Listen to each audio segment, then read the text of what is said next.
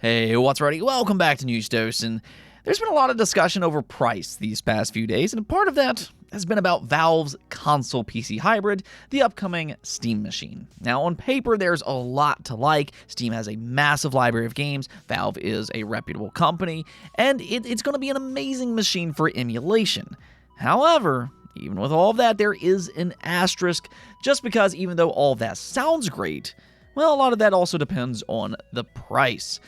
Well, Valve has now responded to all of the price speculation, and I think now more than ever, fans are currently asking, who is this machine actually for? And we're getting into all of that today, as well as a high-profile PlayStation exclusive that's set to miss 2026. Sounds like it is still years away, and the question now just kind of becomes, is their development getting a little out of hand by this point? First, though, I do want to thank my supporters on Patreon and on YouTube memberships. Thank you just so much for what you do, and you will receive this video through early access. Let's go and get right into things, though, starting off with the analog 3D competitor, the mod Retro 64. Yeah, that's right, for anybody who missed out on the analog 3D with it selling out within minutes. Well, it isn't the only FPGA Nintendo 64 console to make its mark in November, because Mod Retro plans to unleash the M64 on Black Friday at an even cheaper price. Instead of the $270 that Analog is asking for, the M64 instead will be $200. They already launched a teaser trailer, and Palmer Luckey didn't hold back on his obvious ploy to make the Mod Retro sound much better than the Analog 3D. He went on to say that it will have less latency, one-to-one with the original system, open source hardware and software with support for other console cores, better compatibility, silent support for many analog video output formats in addition to digital, and it's $70 less. He claims that it is better by every objective measure, and that is without even getting into how much better our controller is or our library of new, re-released, and never released Nintendo 64 titles we are about to launch. So if anything else, he sounds very confident in the M64. And to be fair, some of the features that he mentioned are actually very nice. I mean, the fact that it will support other console cores, that's immediately going to make it a more diverse console than the Analog 3D, or at least at launch. The Analog 3D could always add more cores at a later date, similar to what happened with the Analog Pocket. But either which way, I don't think any of this really matters right now, for the simple fact that the Analog 3D is currently unavailable without word of when the next restock is going to happen. So really, for anybody who wants an FPGA Nintendo 64 console, come Black Friday, the Mod Retro will more or less be the default go-to choice for the time being. Hopefully, though, they will have enough stock to meet demand, and hopefully his claims are true and that the M64 turns out to be a truly great console. Now, we also got an update for From Software's Nintendo Switch 2 exclusive, the Duskbloods. I mean, this might honestly be one of the most shocking partnerships that I've really ever seen in gaming. I mean, it goes right up there with the Kojima Xbox partnership for me. But the thing about this game is that there really hasn't been much information for it at all. I mean, we know that it has some multiplayer elements to it, which honestly has somewhat dampened its hype, but now all of a sudden, we're starting to hear that it might actually be very innovative. Now, this comes from Nintendo News, where they said a Chinese video game journalist who correctly leaked Elden Ring information before the game launched has stated that the Duskbloods has been in development at FromSoft since 2019. He went on to say that the game has been playtested internally by the developers more than any FromSoft game to date, and that the multiplayer game's gameplay is so innovative that it could influence future FromSoft games.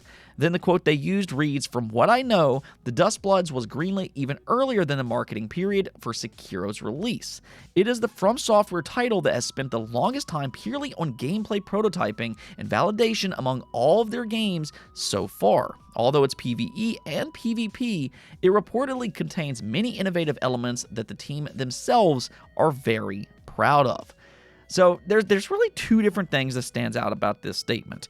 One being the long development cycle. FromSoft is one of the rare companies that actually releases games on a timely manner, but it sounds like they've been cooking Duskbloods for far longer than they usually do, and my guess is that's because of how different it is. I mean, if it truly is as innovative as it's being described, then it might have just taken them a long time to figure out how to get everything to work in a way that will be engaging for players. So that's kind of my take on this, but either which way, it definitely ramps my excitement up. I'm now very curious to see what this game is all about. All right, now let's go and talk about PlayStation, because we also got some leaks for Naughty Dog's next game, Intergalactic. Of course, they revealed it at the Game Awards last year. There was a lot of controversy regarding its reveal at the time, but there's been some speculation that maybe they'll show it once again this year, but no, not quite, because according to both Jason Schreier and Jeff Grubb, that's not going to happen. In fact, they also claim that Intergalactic is not planned for a 2026 release at all, which, I mean, honestly, I don't really find that to be surprising, but I do still understand how this could be disappointing to some people. I mean, if you think about it, there is a chance that by the time Intergalactic releases, I mean, it's still years away, then it could be a part of the PlayStation 6. And that's crazy to think that Naughty Dog, the golden child of PlayStation Studios, could completely miss the PlayStation 5 generation, or at least with a brand new game for the first time in PlayStation history. Now, if you've been following my channel for any amount of time, you might know that I've been very critical of AAA developers and just how long a lot of them take in development. And this here is exactly what I've been talking about on this channel for years and years. I mean, we are now getting to a point when it's not uncommon to have these overly extended development cycles, and you're seeing the big difference here with one of the most beloved studios of all time. I mean, if you look at Naughty Dog's history, they've always done a great job moving from one game to the next, whether that be the Crash trilogy for the PlayStation 1, the Jak trilogy for the PlayStation 2, or Uncharted 1 through 4 for the PlayStation 3 and for the PlayStation 4. But the days of them making games in quick succession seems to be a thing of the past. They've now shifted over to these highly cinematic games that requires a lot of technology, a lot of collaboration, and just a lot of work overall to get all of that little bit of tech into the game. In fact, Neil Druckmann once said that their games like The Last of Us is not designed to be fun, which that might sound bizarre coming from a game developer, but in his words, he said that it's instead meant to be engaging, because his entire mentality is to make deeply immersive story-driven games with characters that are flawed and lean into a morally gray area of what's right and wrong. And okay, all of that's perfectly fine, but in order for them to achieve what they want to do, similar to what we've seen from a lot of these modern AAA games, it requires a long time to develop. And even more so when it comes from a studio like Naughty Dog. I mean, there are stories out there that Naughty Dog has become incredibly meticulous with their development cycles and how long they spend on just simply polishing their game before they release them. Now, again, that's perfectly fine as long as they can back it up. I mean, if they can wow gamers and sell a lot of extra units to make up for its extra budget, then this will all be worth it for them, for Sony, and for fans. But if they stumble even just by a little bit, then there could be a big problem. Big AAA games that cost a lot of money, high reward, but also high risk. And for the first time in a very long time, Naughty Dog is working on a brand new IP, one that wasn't exactly well received with its initial reveal. So there's definitely some risk that comes along with this game. Now, to be completely fair, you could argue that Naughty Dog's name alone can sell a lot of copies, which is probably true, and who knows, maybe their next reveal will be better received. But at the end of the day, the impact for customers, the way I view this, is that if they keep making these games with these long development cycles, then, I mean, we're kind of looking at maybe just one Naughty Dog game a decade, which is a stark contrast of what they used to release. So the question becomes, can they make these long waits worth it? Let me hear your thoughts about this. How do you feel about these long development cycles? And do you think that Intergalactic will make up for having less games? All right, now one more thing before we go, though, because we need to talk about the new Steam machine. I think right now there's a lot of cautious optimism, because on paper, there's a lot to like. Valve is one of the most beloved gaming companies in the world. I mean, sure, they can't exactly count to 3. Maybe they need to go to school, but, they have a great store. They have good hardware, and also the occasional great game when they make them. So there's hope that the upcoming Steam machine can truly bridge the gap from PC gamers to console gamers. The only issue, though, is how much is this thing actually going to cost? Because we've been hearing very conflicting things. I mean, when it was first announced, there was hope that maybe they would target console prices, but Valve has quickly shut that down. They keep reiterating that it is a PC and it will be priced like a PC. What exactly does that mean, though? Well, in a new interview on the Friends Per Second podcast, they said that the goal is to align pricing with what a user would pay if they built a PC with similar performance. They mentioned that ideally we'd be pretty competitive with that and have a pretty good deal. So, quote-unquote good deal could possibly mean like maybe a similar spec PC will cost $750, maybe they can offer it for $700, or have some kind of bundle to maybe sweeten up the price. We'll see about all that. But they were also asked about if they would subsidize the Steam machine to lower its price, similar to consoles, but they quickly shot that down as well. So, I mean, yeah, it's gonna have a PC price tag, but again, that also doesn't necessarily mean that they can't do other things to make its price a little bit better. In fact, they already have a major advantage over the PlayStation 5 and the Xbox Series X. I mean, let's just hypothetically say that the Steam machine comes out at $700 or $750.